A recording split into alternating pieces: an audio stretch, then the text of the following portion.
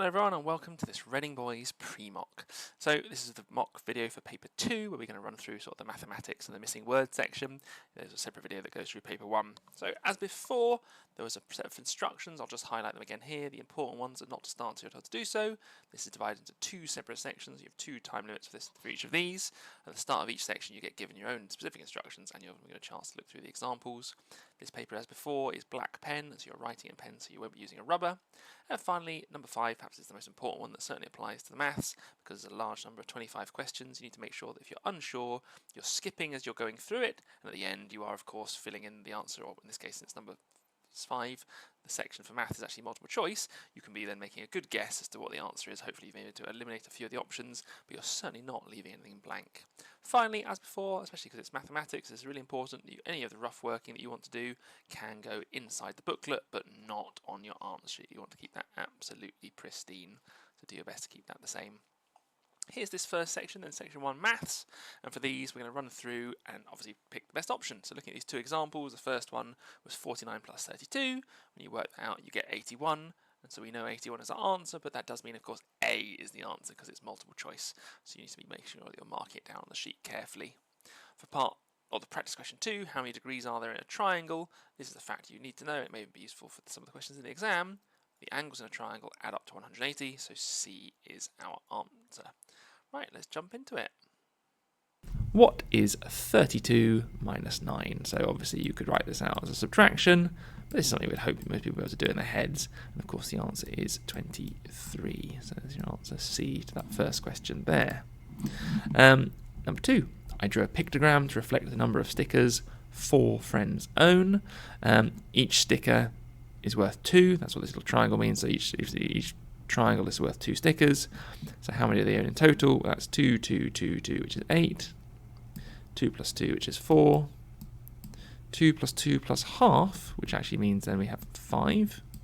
2 plus 2, which is 2 plus 2 plus 2, which is 6. Plus the 1 is 7. So now we know we've got all the people here. And in terms of adding these, my recommend is always trying to add up to 10s and 20s. So I've spotted, I think, here that if I do, for example, 8 plus 7 is 15. Plus 5 is 20, and that makes it easy to add the plus 4. So mentally I know the answer is 24. Calculate 3/5 plus 2/15. The rules for adding fractions are the bases must be the same.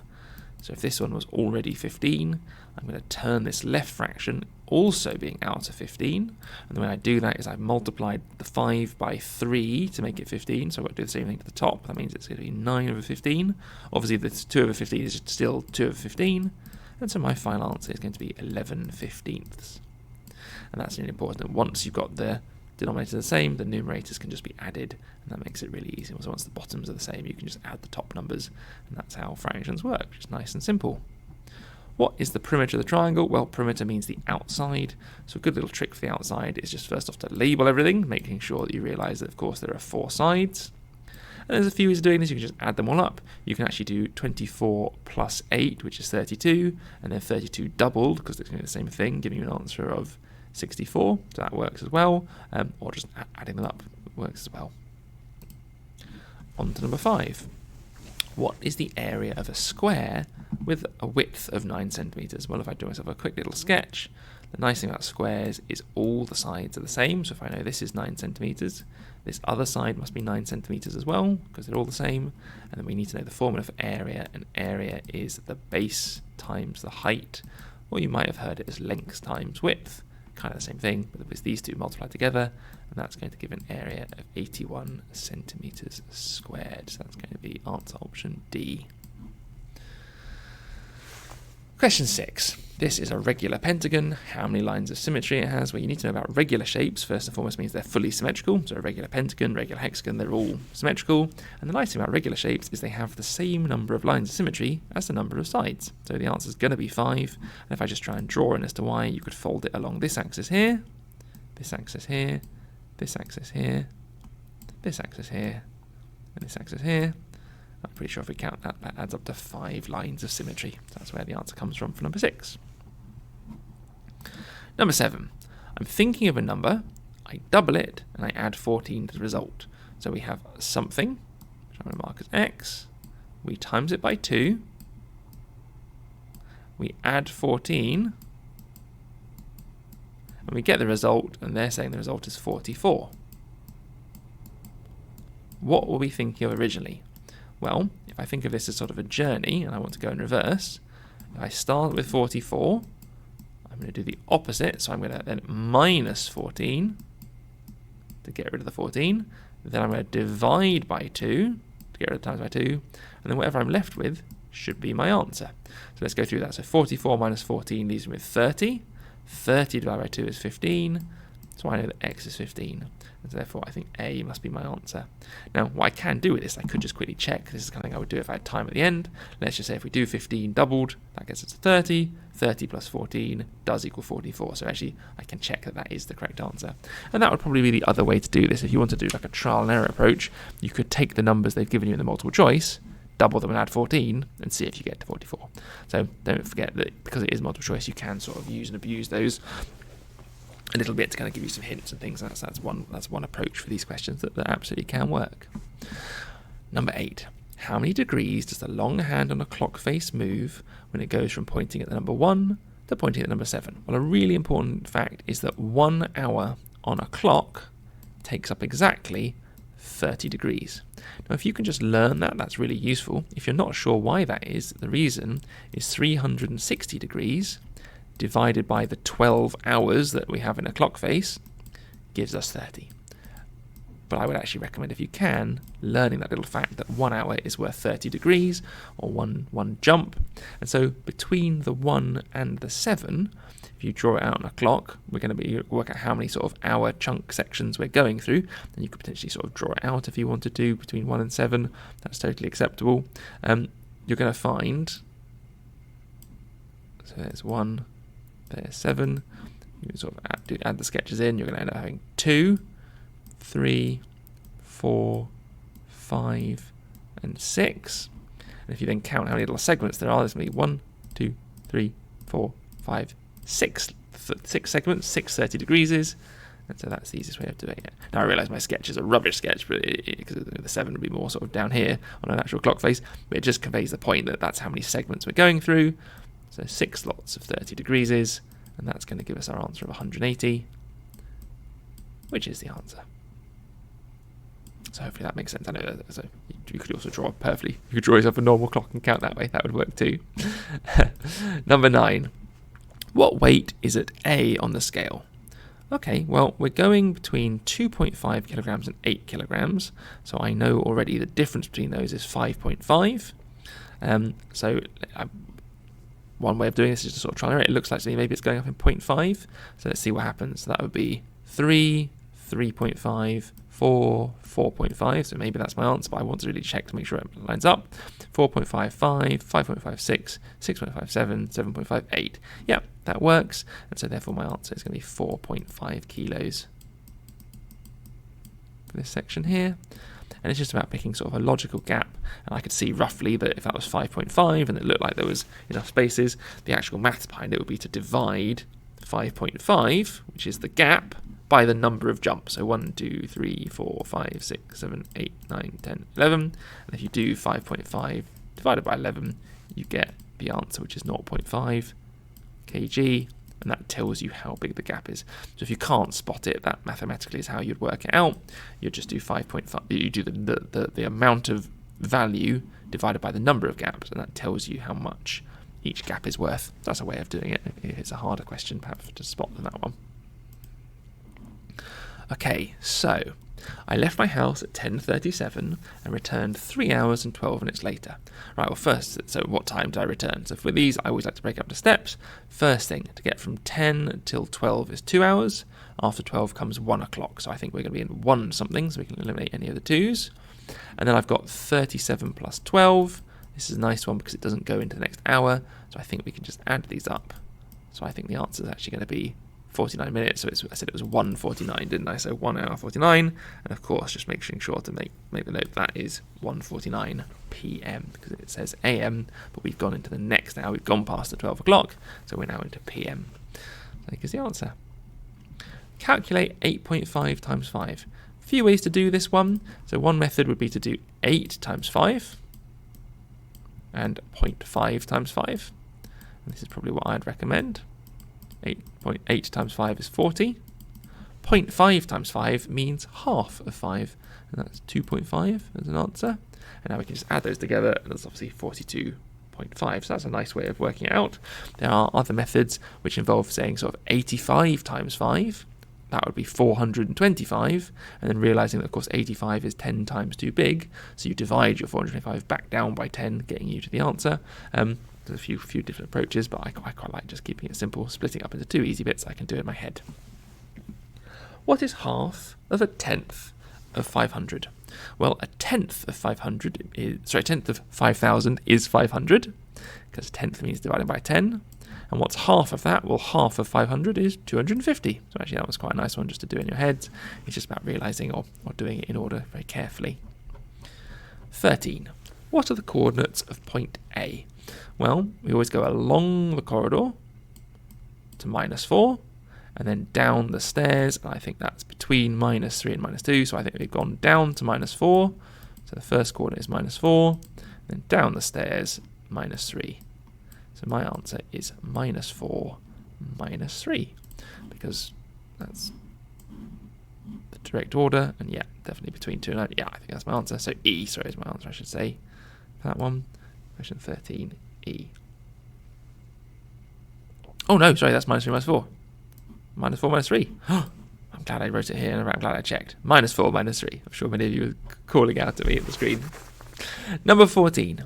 What is the mean of this set of data? Well, it's a really important keyword, so if you don't know this, please add it to your Word and Mini book. The mean is a type of average, and it's worked out by adding all the numbers up and dividing by how many they are. So we often call it that we say it's worked out by doing the total divided by how many. So the total of these numbers is 20 plus 10, which is 30, plus 5 plus 5, which is 40. So we've got 40, and we're going to divide it by the number of numbers, which is 1, 2, 3, 4. So 40 divided by 4 is 10, and so the average is 10. And the average should always be not quite in the middle of the numbers, but it's meant to represent the numbers. It's meant to kind of sum up, well, the average of what the numbers are. And so it's always a good idea to just do a quick logic check, and 10 to me does seem kind of in the middle of those numbers, whereas I'd been very surprised if 5 or 20 was the answer, because those don't really seem to be in the middle of these numbers, and so therefore it's probably not a very good average. And so that's the nice thing about averages, you can sort of logic check them to make sure, are they roughly in the middle? 15. What is the range of this set of data? Well, the range means the biggest value take away the smallest value, and I think here the largest value is 204, and the smallest value, just checking really carefully, I think it might be 12. Yeah, it's 12. And if I subtract those, I get 4 minus 2, which is 2. I want to do 0 minus 1, but I can't, so I have to borrow, making that a 10, making that a 9. So I think my answer is 192 is the difference between the biggest and smallest values. Again, if you didn't know that's what the range meant, that's fine, but please write it in your Word and Mini book and learn it just like you would any other piece of vocabulary. Your maths vocabulary is just as important as any other bit of vocabulary. 16. The ratio of red to blue t-shirts in my wardrobe is 3 to 7. If I have 30 t-shirts in total, how many blue shirts do I own? Okay, so if we're splitting things into 3 and 7 parts, that means in total we have 10 parts. Sometimes you might also call this 10 shares, 10 bits, all the same thing. But the point is we're splitting it into 10 because 3 and 7 makes a total of 10. Therefore, I can now tell you that if I do 30 divided by 10, the answer is 3, and that is the value of 1 part or 1 share. So 1 part equals 3. So, in this case, the red, because it was red to blue, and this is more important to know as well, so red first, then blue, so it was red to blue. The red shirts had 3 parts, so the red had 3 times 3, which is 9, and the blue had 7 parts, so 7 times 3, which is 21. And the reason I've done both, even though I only wanted the blue, is I can now just check, does that add back up? And does this add back up to the number of shares? And yes, it does. So 9 plus 21 is 30, so I have successfully split my 30. If you ever share something and it doesn't add back up to where you started, you know something's gone a bit wrong. And so in this case, I want the blue ones. So that's going to be this one here. So 21 is my answer, because 7 times 3 is 21. Next question. 17. During the summer, I spent a total of 120 hours playing cricket and tennis. I split the proportion of my time spent and showed it on the pie chart. How many hours did I spend playing tennis? Well, I would say just looking at this, because that's a 90 degrees, I know that that is 1/4, which means this tennis must be 3/4. So I think the easiest way to do this is to realise he spent 3/4 of his time playing tennis. And in maths, the way we work out 3/4 of or 3/4 times, by the way, this is really useful to know, of in maths and times are the same thing. So 3/4 of 120 is the same as 3/4 times 120, and luckily the method of these is exactly the same. We're going to multiply by the top number and divide by the bottom. It's always a good idea, if you can, to divide first, because it's going to give you the same answer, but dividing first is easier. So 120 divided by 4 is going to be 30, and then 30 times by 3 is going to be 90. And so I think they spent 90 of those hours playing tennis, which seems like an excellent use of a summer holiday. Really good fun. 18. What is the next number in this sequence? Well, that looks to me as it's going down by 6. 6 again, so at this point I'm pretty confident I spotted what's going on. So 0 minus 6 is going to be minus 6. So that's a descending sequence that ends up in the negatives, but that's allowed. That can absolutely happen with sequences. There's no reason to distrust that one. Number 19. What will be the 12th term in this sequence?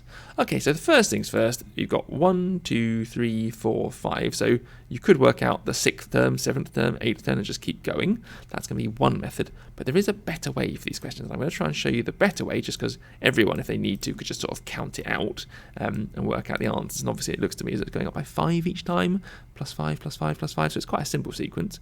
But it's to use what's called the nth term.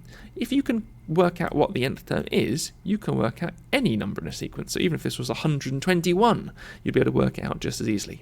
The way to work out the nth term is to spot the times table it's based on. So in this case, I already said it's going up in 5s each time. So this is based on the 5 times table. And what I mean by that is, what times table goes up in 5s? Well, it's the 5 times table. So it's going to be based on 5n. However, the 5 times table normally starts at 5. This times table starts at 1. So our times table, instead of being the 5 times table, which is what this one is, the 5n, we want it to be the 5 times table that starts 4 less. So this is your nth term, and the reason this is really useful is you can now use this to work out any sequence by just substituting in the term you want to know. And so since we want to know the 12th term, we're going to just substitute in 12 instead of n, so 5 times 12 minus 4 is going to give us our answer. And 5 times 12 is nice, easy maths. We need to know it's obviously 60, and then 60 minus 4 is going to give us the answer of 56. So I'm pretty sure that's my answer.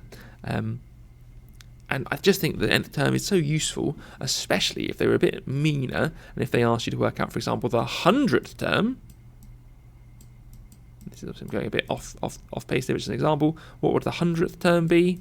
Well, to count out to 100 would take a really long time. But if you have the nth term, you just know that, oh, the answer is going to be 5 times 100 minus 4.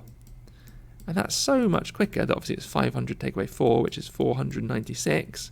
That I think it's a method worth learning. So basic nth term, quite a good skill, and you may even see questions that ask you for the nth term, so it is something that I think you would definitely want to know about and be able to do comfortably. But I'll rub that out now because that was just a theoretical example for this one. That's all we needed to do, and so then C is my answer for this last question here. So hopefully that's useful and hopefully that makes good sense. 20. What number replaces the question mark? Well, I know that triangle is 24, so they're all the same, so I think that's going to be, it's not 6 plus 6 plus 6, because that would add up to 18, so maybe 8 plus 8 plus 8, that adds up to 24. They have to be the same value, which means I now know that this is an 8. I also know down here that star times star is 25, or the only thing can do that is 5 times 5, so star must be 5. So now I've got something, take away 5, add 8 equals 9. So if I sort of do the reverse, 8 minus 9 would be 1, plus the 5 would be 6. So does that mean that 6 minus 5 plus 8 is 9? I think it does. Let's just check it out. So 6 minus 5 is 1, 1 plus 8 is 9. So yeah, I'm pretty sure that the square must be equal to 6. So that's my answer of A. So you can see I filled in the things I know, and then knew, and then used that to work out what I didn't know. 21. This tally chart shows the number of medals each team won at the sports day. Remember, tallies, each set is a group of 5, so that's 5, 5 and 5, so that's going to be 15. That's going to be 5 and 4, which is 9. 5 and 1, which is 6. 5, 5 and 2, which is 12. How many more medals did teams A and B win collectively than teams C and D? Okay, well, collectively means all together. So I think teams A and B won a total of 24. I think teams C and D won a total of 18. And the difference between those two is a subtraction, so 24 minus 18 is 6. So I think the difference between the two groups is 6, which means my answer is D. Hopefully that's nice and clear. 22. Oh, I like this one. Calculate 0.042, so 0.042 divided by 1,000.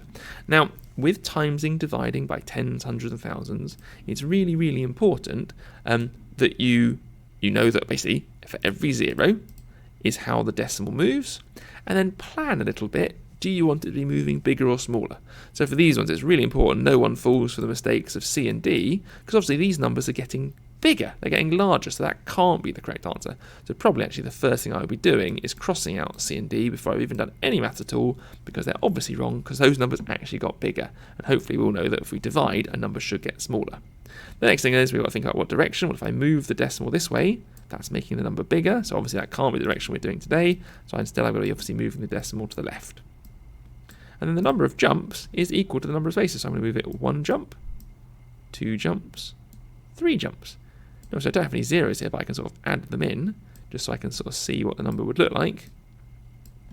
So if this decimal has gone from here to here, it's no longer there, my new answer is going to be 0.000042, which I'm pretty sure is answer option A. And the nice thing about these, again, is once you've looked at your answer, you can just check. And so if this is where it was, I could just pop this in the same place. So 0.0 here. And let me just check, does that look like it's moved 1, 2, 3 spaces? 1, 2, 3 spaces? Yes, it does. So I'm very confident now that A is my answer. And actually, probably that's what I would have been doing, is I've been looking at A and B and E and sort of seeing which ones match up and which ones have moved the right number of spaces. And I definitely think it's better to think about moving decimals than it is to think about, so for these questions, it's better to think about moving decimals and adding zeros, because moving decimals works whether it's timesing by hundreds, big numbers, small numbers, whereas adding zeros doesn't really work with these in the same way, because you're not really adding zeros to the back of it and in quite the same manner. So 23. Let's just move that to the side slightly so we can all see all the options. I got an online voucher for £50. I buy 2 games at an average paid price of £9.50 each, and 3 games at a price of £4.20. How much is how much of my money is left now? Well, 9.5 or £9.50 at £9.50 is going to be 9 plus 9 is 18, plus 2 halves is 1, so that's going to be £19 we spent so far. And then £4.20 times by 3 is going to be £12.60, and the way I do that in my head is I do 4 times 3, which is 12, and then 20p times 3, which is 60, so that's where the £12.60 comes from. So in total, we spent the £12 plus the £19, so that's going to be £31.60 spent. And so if we've got £50, we need to do the difference between those. So for that, I'm going to just do a nice subtraction. So you've got £50, and you have added in the zeros to make it easy. Take away the £31.60, and then whatever's left is my change. So I'm going to start borrowing, so that becomes a 4, that becomes a 10. I've got to borrow again to get down to here, so that's going to become a 9, and that becomes a 10. Obviously 0 take away 0 is just 0. But now we can do the 10 take away the 6, which is 4, so 40p. Make sure we keep the dot nicely lined up. Remember, when you're doing subtractions, all the units should be lined up beautifully. 9 take away 1 is 8. 4 take away 3 is 1. So I think my final answer is £18.40, or answer option D. On then to 24. What is the perimeter of this shape? Perimeter means the outside, so first things, please don't just add them all up, because look, we do not yet know what this side is, and we do not yet know what this side is. We have to add up all the sides, and this question involves working out some sides. So I'm just going to do a bit of colour coding so you can see. Hopefully you can agree that these 2 red lines are actually going to be the same length as this red line on the left. So if I know this whole thing is 17, and this is 7, This bit here is going to be 6. And if I then do the same logic along the bottom, this whole purple length is 18. I know this little bit here is 7, so the remaining amount must be 11. And using that logic, I've now labelled all the sides. I can now add everything up. And actually, a really nice trick as well is I know that 7 plus 11 is going to be 18, so actually I can ultimately just do 18 plus 18, which is the sum of those two purple sides, plus this 13 here, plus the sum of these two sides, which is 6 plus 11, which is going to be 13. And if I add all these together, I'm going to get my answer. So 18 plus 18 is going to give me 36. And then 13 plus 13 is going to be 26. And so 36 plus 26 is going to be 62. And obviously make sure, because it's perimeter, the units are centimetres. So 62 centimetres is my answer. 25. What is the area of the shape in question 24? Brilliant question. For working out area, you want to split the shape into two small, easy rectangles. And so I'm going to divide the line along this one, just because I can spot that this one is then going to be 7 and 6. So if I was to draw it out over here separately, you've got a little square of 7 times 6. As we said earlier, area is the base times the height, so 7 times 6 is going to be 42. And you've also then got this larger rectangle on the bottom. Just make sure you label it carefully. The side along the bottom is going to be 18. It's that long side along the bottom, and that tall end along the side there. So 18 times 7 is obviously a little bit more challenging, but you can use any method that you need to work it out. 18 times 7 ends up being 126.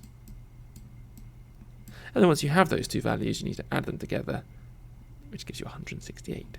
Now, because it's area, the answers do need to be centimetres squared. Now, luckily, all of these are centimetres squared, but that is my answer. And again, for multiplication, any method that suits is absolutely fine, absolutely usable, and therefore totally okay. On then to section 2, this is missing letters. For each of these, you need to make sure that you're filling in the missing section such that the word is spelt correctly, but also so the word makes sense in the context of the question. So my advice of these would certainly be to read the entirety of the sentence, that's where your clue's coming from, and only then fill in the word, because it is possible to have some words that do make sense in terms of spelling, but don't make sense in terms of the context of the question, and both of those things are equally important. So, in this example, the teacher was something with our results. Well, the teacher was pleased with the results. What you would be marking in then is E, A, and S for this one. E, A, and S to spell the word pleased. So let's look through the answers together. For question 1, this was a something task, which we all passed easily. It was a simple pass. So you can see here I've got SIM for a simple task. Number 2, the captain thought about something, her ship, as it was badly damaged. Abandoning.